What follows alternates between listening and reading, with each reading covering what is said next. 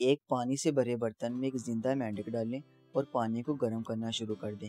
جیسے ہی پانی کا درجہ حرارت بڑھنا شروع ہوگا، مینڈک بھی اپنی باڈی کا ٹیمپریچر پانی کے مطابق ایڈجسٹ کرنے کی کوشش کرے گا اور تب تک اس کو ایڈجسٹ کرتا رہے گا جب تک پانی کا درجہ حرارت بوائلنگ پوائنٹ تک نہ پہنچ جائے۔ جیسے ہی پانی کا ٹیمپریچر بوائلنگ پوائنٹ تک پہنچے گا تو مینڈک اپنی باڈی کا ٹیمپریچر پانی کے ٹیمپریچر کے مطابق ایڈجسٹ نہیں کر پائے گا اور برتن سے باہر نکلنے کی کوشش کرے گا، لیکن ایسا کر نہیں پائے گا کیونکہ تب تک مینڈک اپنی ساری توانائی خود کو ماحول کے مطابق ڈالنے میں صرف کر چکا ہوگا۔ بہت جلد مینڈک مر جائے گا۔ یہاں ایک سوال پیدا ہوتا ہے کہ وہ کون سی چیز ہے جس نے مینڈک کو مارا؟ میں بتاتا ہوں کہ ہم میں سے اور آپ میں سے اکثر لوگ یہ سوچیں گے کہ مینڈک کو مارنے والی چیز انسان ہے جس نے مینڈک کو پانی میں ڈالا، یا پھر کچھ یہ کہیں گے کہ مینڈک ابلتے ہوئے پانی کی وجہ سے مر گیا۔ لیکن حقیقت یہ ہے کہ مینڈک صرف اس وجہ سے مرا کیونکہ وہ وقت پر جمپ کرنے کا فیصلہ نہ کر سکا اور خود کو ماحول کے مطابق ڈھالنے میں لگا رہا۔